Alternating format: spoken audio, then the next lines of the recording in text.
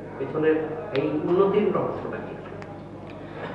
আসলে লাস্ট যতগুলি টুর্নামেন্ট খেলছি চেষ্টা করছি নিজের 100% দিয়ে নিজের বেসিকগুলি মাঠে প্রপার ইউটিলাইজ করার চেষ্টা করছি। তো ওইভাবে স্পেসিফিক বলতে গেলে অনেক লম্বা হয়ে যাবে, লম্বা করতে চাই না। অফ সিজনে কাজ করছি।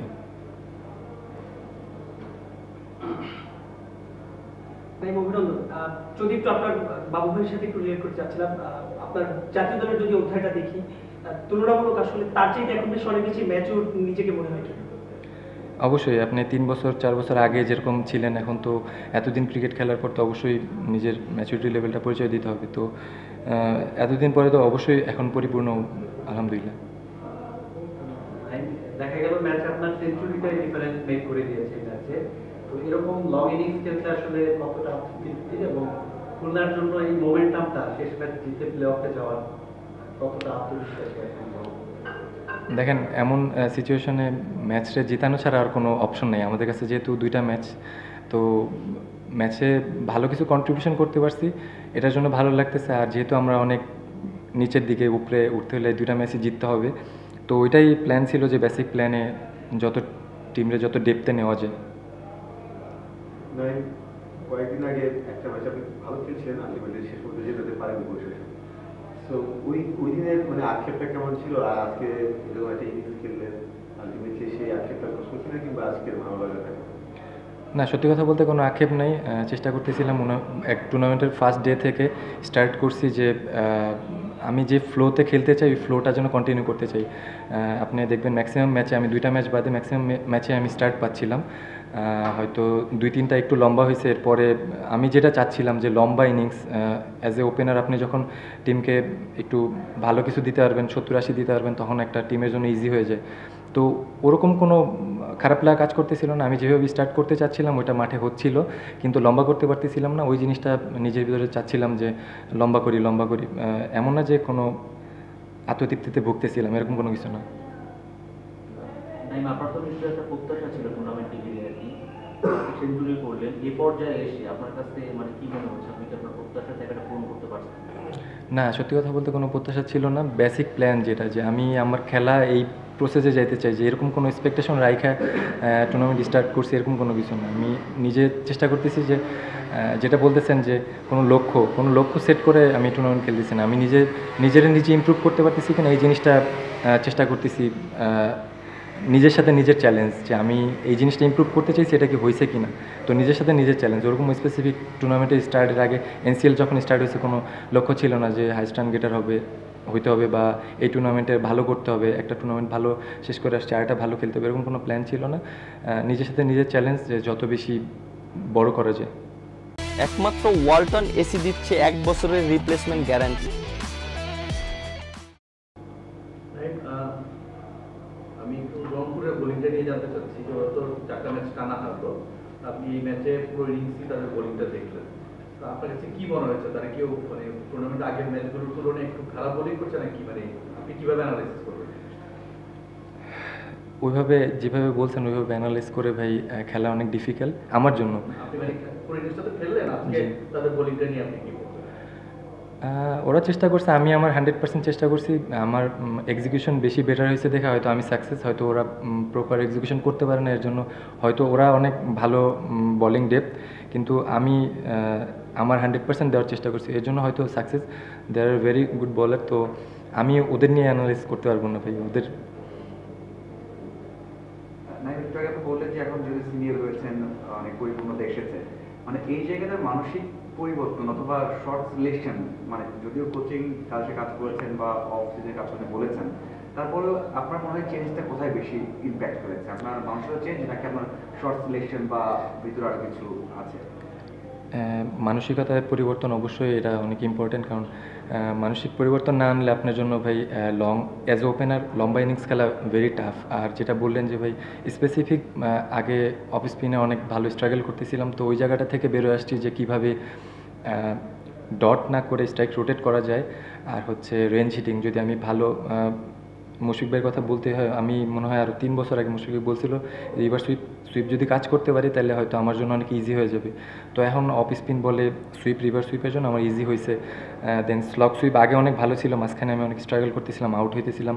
তো এইসব জায়গা বলতে গেলে অনেক লম্বা হয়ে যাবে। তো অবশ্যই কিছু জিনিসের পরিবর্তন আনছি দেখে হয়তো এখন সাকসেসটা আসতেছে। তাই বিপিএল আমরা দেখতে পাচ্ছি যে মোটামুটি খুলনা ছাড়া বাকি যে 6 দল আছে তাদেরকে নিয়ে কোনো না কোনো আলোচনা হয়, সেটা পারিশ্রমিক ইস্যুতে হোক, টানা জয়, টানা হার, তারকা বহুল, বিভিন্ন ইস্যু নিয়ে আলোচনা হয়। আপনাদের নিয়ে আলোচনা তুলনামূলক হোক, এটা একটু আপনাদের কি প্রেশার রিলিজ করে কিনা ক্রিকেটারদের? জানি না ভাই, আপনার কোশ্চেন মানে আমার কাছে অনেক ডিফিকাল্ট মনে হয়েছে।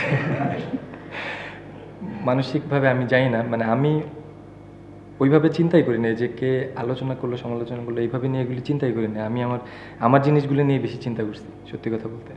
আপনাদের টিমের কথা, টিমের এনভায়রনমেন্টের কথাটা আসলে মানসিকভাবে মিরাজ ভাই তো অনেক মেন্টালি স্ট্রং একটা ছেলে। তো সবাইকে বুস্ট আপ করে রাখার চেষ্টা করে, ড্রেসিং রুমটা কাম রাখার চেষ্টা করে। হয়তো আমরা টানা 3-4টা ম্যাচ হারছি, তো ওইভাবে পেশেন্টলেস ছিল না কেউ যে প্যানিক করে গেছে এরকম না। আমরা জানি কিন্তু যে আমরা 2টা ম্যাচ না জিততে পারলে বাদ হয়ে যাব।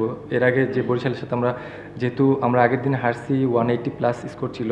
আমার মনে হয় না যে এত রানের উইকেট ছিল। আমরা ভালো ব্যাটিং করছি, বাট ভালো বোলিং করতে পারি না, হেরে গেছি। তো ওই জিনিসগুলি ড্রেসিং রুম অনেক সময় অনেক প্রেশার, অনেকে উল্টাপাল্টা কথা বলে।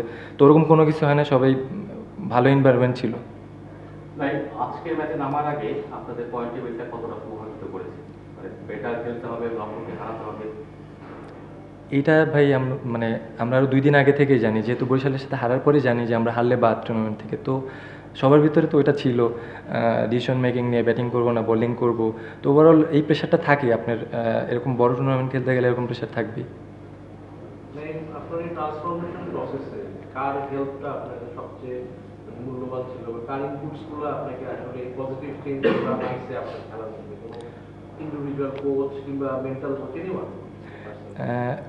যদি ওইভাবে স্পেসিফিক বলতে যাই, ডোমেস্টিক সব কোচের কথাই বলতে হবে। বাবুল স্যারের সাথে কাজ করছি, সুজন স্যারের সাথে কাজ করছি, আনোয়ার ভাই নামে একজন আছে, ওনার সাথে কাজ করছি। আর ওইভাবে যদি একদম পার্টিকুলার একজন বলতে চান, তাহলে আমি মাইন্ড ট্রেনিং নিয়ে কাজ করছি। তো ওটাও অনেক ইম্প্যাক্ট রাখতেছে এখন। ডিসিপ্লিনে অনেক ইম্পর্টেন্ট জিনিস, ওগুলি মেনটেন করার চেষ্টা করছি। ডেফিনেটলি আমার ফ্যামিলি।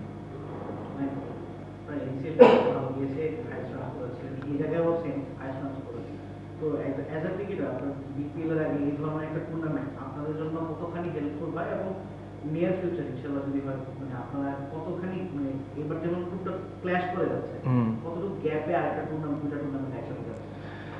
ভালো কোশ্চেন ভাই। সত্যি কথা বলতে আমার জন্য যেমন আমি একটু মেন্টালি না ফিজিক্যালি একটু ডাউন। ব্যাক টু ব্যাক আপনি 4 ডে খেলে আবার একটা T20 টুর্নামেন্ট মেবি 14-15 দিনে 12টা না কয়টা ম্যাচ খেলছি। এরপর অল্প কিছুদিন ব্রেকের পরই এই টুর্নামেন্ট, একটু যদি লম্বা গ্যাপ থাকে তাহলে আমাদের জন্য খুবই ভালো। আর আমি চাই প্রত্যেকবারই এই টুর্নামেন্টটা ক্যারি করুক, বিপিএল এর আগে যেটা হয়েছে। কারণ আমাদের এই বিপিএল বাদে কিন্তু অন্য কোনো আর T20 প্ল্যাটফর্ম নাই। তো আমি চাই, এটা বোর্ডের কাছে রিকোয়েস্ট থাকবে যে প্রত্যেকবার যেন এই টুর্নামেন্টটা ক্যারি করে। আপনার জন্য বেসিক্যালি আপনাদের টিমের জন্য মুশফিক হাসান অনেকদিন পর ইনজুরি থেকে ব্যাক করে আসছে, সেক্ষেত্রে একটা ম্যাচ এবং ভালো করেছে। এবং আমরা দেখলাম হাসান তো ধারাবাহিকভাবে ভালো করছে। এই দুজনের বোলিংটা আসলে আপনাদের টিমমেট হিসেবে কতটা এনজয় করেছেন, এবং আপনার নিজেও ব্যথা পেয়েছিলেন ইনজুরিতে, ক্যাচ করতে গিয়ে দারুণ ক্যাচ করেছেন, সেটার কি অবস্থা? না, অবশ্যই মুশফিক অনেকদিন পরে ইনজুরি থেকে কামব্যাক করছে, ভালোই স্টার্ট, দুর্দান্ত বোলিং করছে।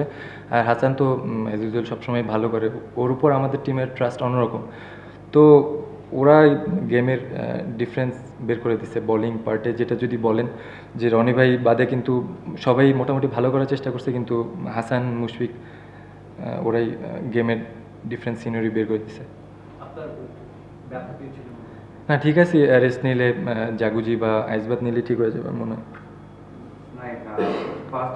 বিশেষ করে কি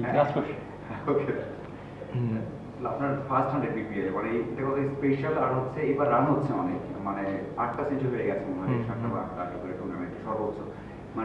উইকেট হোক, এই যে রান হচ্ছে, এটা আপনি কিভাবে দেখেন, এবং আপনার সেঞ্চুরিটা আপনার কাছে কত স্পেশাল ছিল? না, এটা ফার্স্ট না সেকেন্ড আমি এক্স্যাক্টলি বলতে পারতেছি না। এর আগে একটা 100 করছিলাম, ওটা কাউন্ট হয়েছে কিনা আমি জানি না।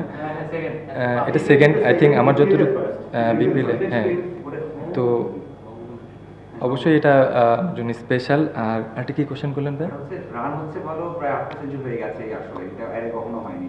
মানে এইরকম রান হচ্ছে বা কিভাবে দেখেন এই বিষয়টা? অবশ্যই এরকম ভালো উইকেট হইলে সবসময় আমরা ধরেন এর আগে আমাদের দেশি প্লেয়ারদের নিয়ে অনেক কোশ্চেন হতো যে আমরা বাউন্ডারি মারতে পারি না, 4-6 মারতে পারি না।